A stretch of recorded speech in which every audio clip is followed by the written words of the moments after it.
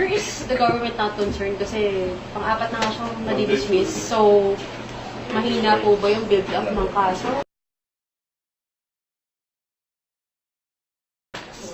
Sir, any comment? Dinismiss na Sandiganbayan yung isang another forfeiture case against the Marcoses. It's the fourth case dismissed against the Marcoses. As we have repeatedly said, we never interfere with the decision of the court. The court will always decide on the basis of evidence.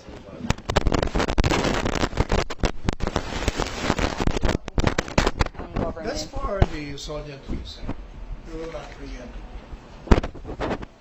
So, is the palas not bothered? So,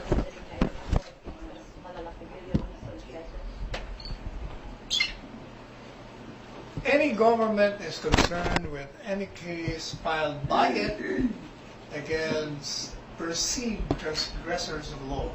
But in the final analysis, it's the court that will always decide whether either the case or not against the accused.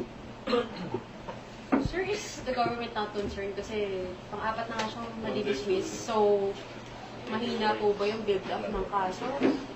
Or is malaking... From what I gather, not this particular case that is dismissed, but the last one, it was dismissed because the documents, original documents were not presented. So, looking forward, sir, no pwedeng magawa ng... What they have to, with respect to original documents, they're saying that they were lost. But I read some accounts and they're still with the central bank. I cannot even understand why. And even assuming that they're lost, you know, the rules of court provide for a procedure by which you can still introduce copies of the original documents. You have to prove first that there was loss. You have to produce that. You cannot produce it because there was a loss. And the court will allow it. Sir, assuming You must remember that this case was prosecuted prior to the administration. Meaning, you cannot blame the present lawyers for that. Okay. But assuming, sir, that there were lapses in how government lawyers handled the case, can we make them accountable? Kasi pang-apat na siyang forfeiture case na natalo tayo. Is there any way to make them accountable for it? If there are no documents to be presented, how can you make the lawyers be accountable for that?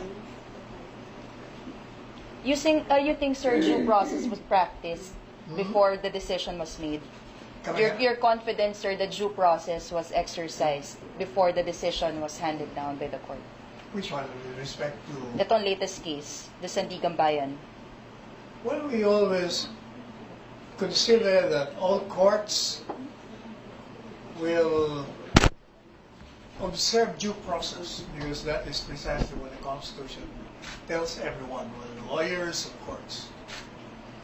Sir, last night, the Senate passed a bill on a separate facility for heinous crime convicts. Pero wala dun, sir, sa mga nakalista na considered as heinous crimes yung drug trafficking, sir. Your comment? That was passed without... Wala, sir, yung drug trafficking dun sa considered as heinous crimes. Ang andun, sir, treason, rape, piracy. Sa House lang yan. Sa Senate, sir. The House, what about the House? Wala pa po, sir. I think the House, from what I gathered before, the House included that. And there's still a bicameral committee discussing that. Sir, does the palace want drug-related crimes to be included in these crimes? It should be. Bakit po? Bakit? It's the most dreaded evil that has descended on all cities of the world. It has caused dysfunction of families. It has destroyed families. It's More than the other crimes, sir? It's the most dreaded. not more than, it's equally the same. Sir, it's a Maynila lang, sir. So, Maynila Manila Water. Ano Yeah. yung status talaga, sir? Yung extension, is it revoked? Well, according to the NWSS, the board passed a resolution revoking the extension.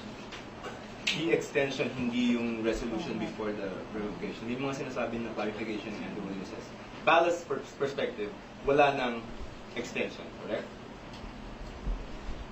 No, the issue was it was extended prior to its maturity, right? Correct.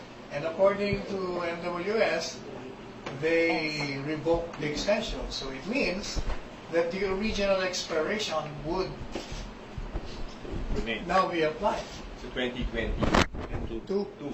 Yes. So sir, kasi apparently nakaka-affect sa loans ng dalawang bangko yung status ng revocation. So ngayon, ang sinasabi nila is if it's not extended, and right now you're saying it's not going to be extended, it's going to affect their capex and yung loans nila, meaning lugi. I don't think the concessionaires lost in this business venture.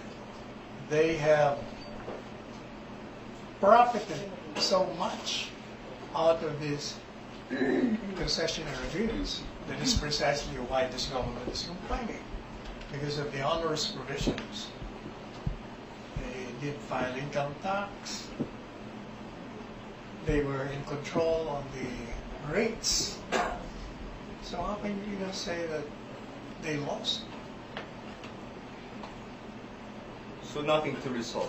As far as the palace is concerned, revoked, correct? There's nothing to what? To resolve anymore. I guess yung sinasabi nila, they're willing to work with NWSS and as far as yung mga onerous provisions are concerned. Well, as far as the President is concerned, these onerous provisions must go.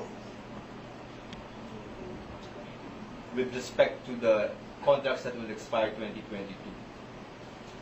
Yes. What happens after 2022? Well, then